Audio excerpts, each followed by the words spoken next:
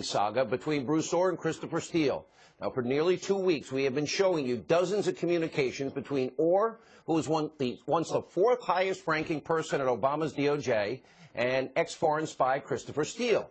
Now, these new texts, emails, handwritten notes have provided evidence of a seedy, unusual relationship between these two, including a coordinated effort to push the contents of Steele's dirty, unverified Russian dossier all throughout the DOJ and the FBI.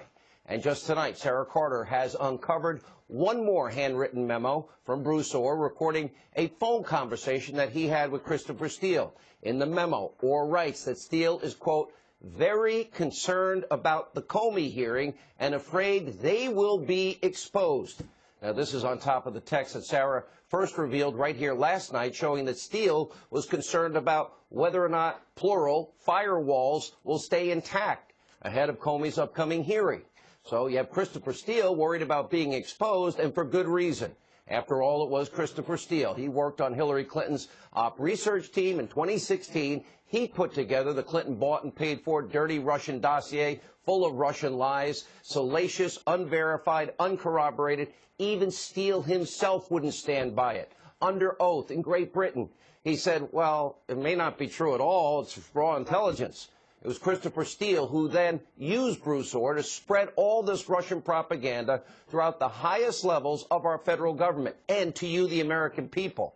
And now, thanks to the reporting also tonight from Catherine Herridge, we know it was Christopher Steele who was leaking the contents of his phony dossier to your gullible news media in this country in the fall of 2016, all at the behest and request of Fusion GPS, who, by the way, was not only being paid by Hillary Clinton and the DNC.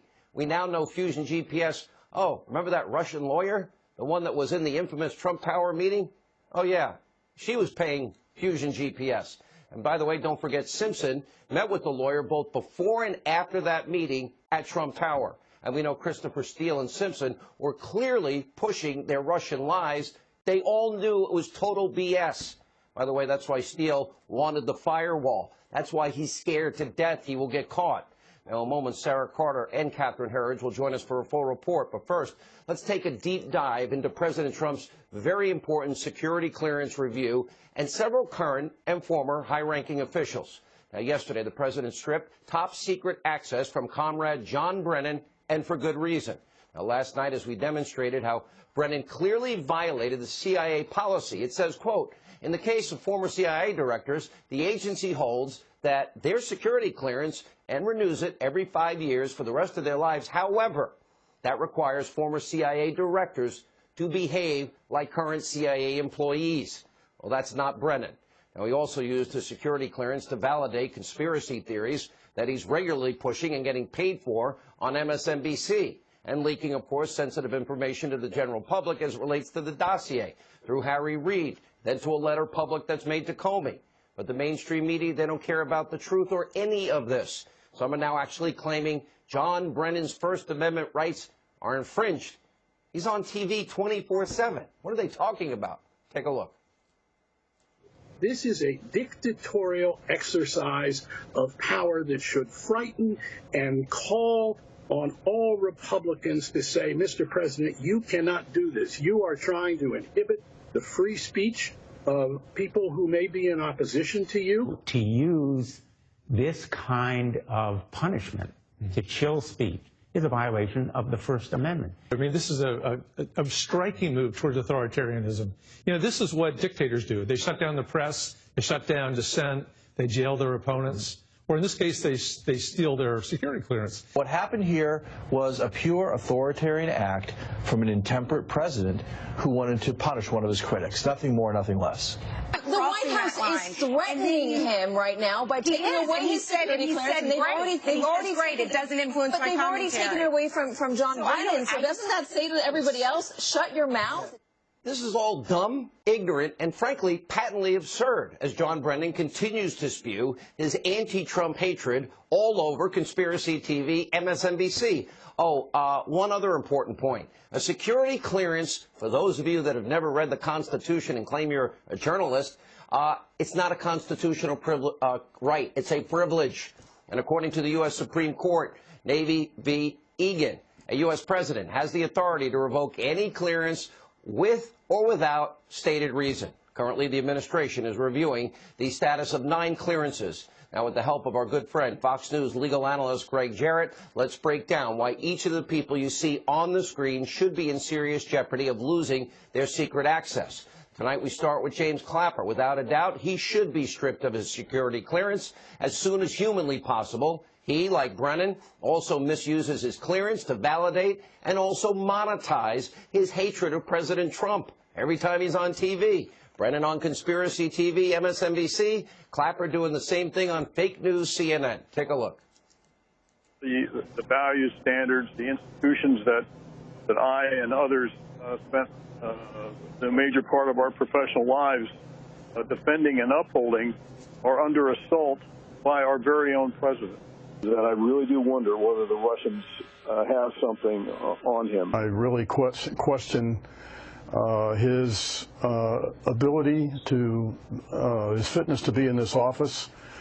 And I also am beginning to wonder about his motivation for it. This past weekend is illustrative of what a great case officer Vladimir Putin is.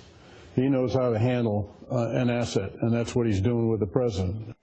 Now, that's not the only reason Clapper should forfeit his clearance. Now, before his time at fake news CNN while serving as the director of national intelligence, well, Clapper was accused of leaking sensitive information to his future employer, CNN, the company that employs him now. And let's not forget when Clapper lied under oath in front of Congress. Take a look.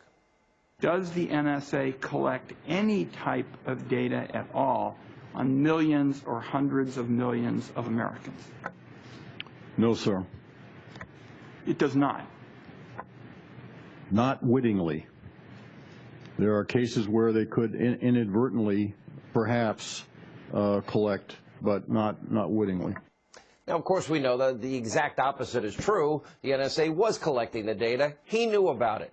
Next, let's turn to Jimmy Comey. Yeah, his access is already gone, but he's still eligible for future access. And as Greg Jarrett lists multiple reasons, Comey should be permanently losing his eligibility, including his improper conduct in the Clinton investigation, the fact that he stole government property. Remember the handwritten memos about the president? Remember he leaked that potentially classified information, those memos, to a professor friend to give to the New York Times. And he also likely misled the FISA court about the Steele dossier that he was supposed to verify and never did. And then he lied about that during his book tour. We'll remind you. You called the dossier unverified, salacious. Why did you use that to the FISA court to ask for surveillance for Carter Page? Not only use it, but you led with it. A bulk of that FISA application deals with that dossier. Why? Yeah, that's not my recollection, Brett. And I don't know that the FISA application has been released. My recollection was it was part of a broader mosaic of facts that were laid before the FISA judge to obtain a FISA warrant. There was a lot more than the dossier in the FISA application? My recollection was there was a significant amount of additional material about Page and why there was probable cause to believe he was an agent of a foreign power. And the dossier was part of that, but was not all of it or a critical part of it, to my recollection. Unreal. We now know the dossier did, in fact, make up the bulk of the application. It's an irrefutable fact at this point. Next up, well, let's look at Peter Strzok. He was also fired for improper conduct. His extreme bias, his willingness to act on that bias is a reason alone. He should never have a clearance again. We also have his mistress, Lisa Page, the one-time FBI lawyer, also complicit as it relates to Strzok's bias and his attempts to, quote, stop it, meaning stop Trump from ever becoming president. And then, of course, the insurance policy. And then there's Andrew McCabe. He was fired for lying. He was also involved in signing off on that fake FISA application that willfully misled FISA court judges, by the way, and the American people. And we got Sally Yates, also fired for insubordination. She signed off on one of the FISA applications. Susan Rice, she lied all over the place, over and over, about Benghazi when they knew better. A matter of national security. Really? Knowingly? Lying? Get rid of her clearance. Next, you got Michael Hayden. Greg Jarrett is calling his security clearance case, quote, questionable. But remember, Hayden is currently employed by CNN as a talking head. And finally, we end on Bruce Ohr. He was once the 4th highest ranking member of the DOJ before being demoted twice Why? For failing to disclose his wife's employment at Fusion GPS. We can add Christopher Steele to the mix now.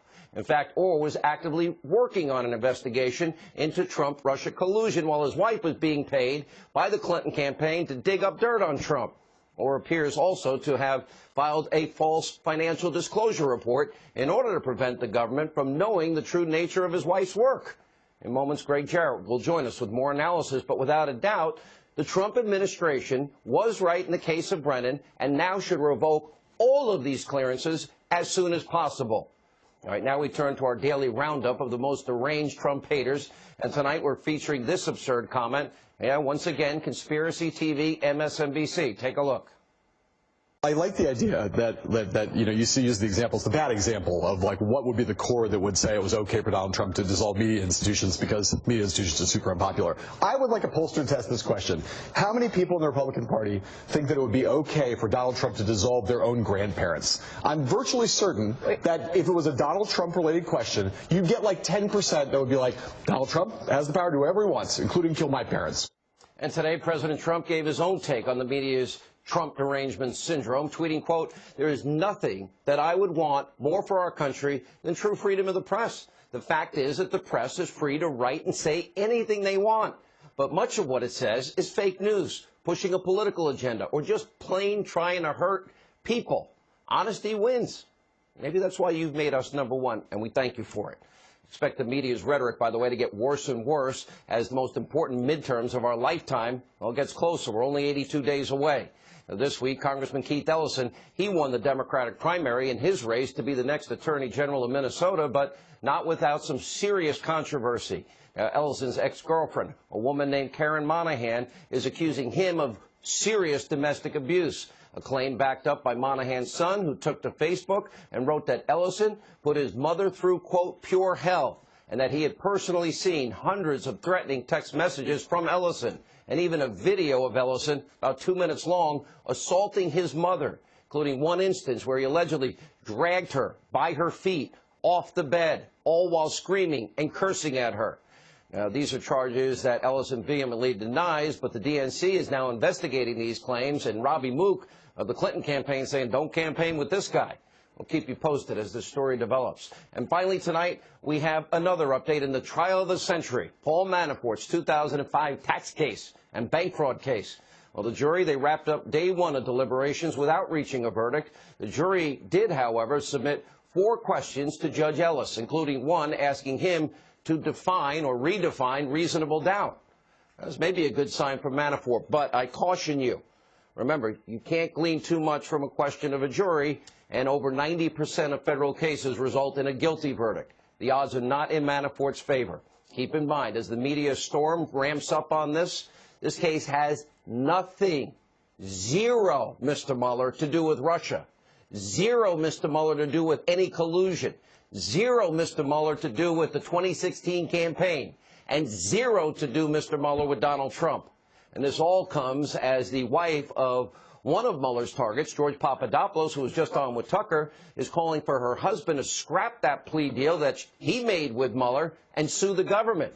We'll let you know if Papadopoulos takes his wife's advice. And by the way, takes on the aggressive tactics of Team Mueller. A lot of ground, a lot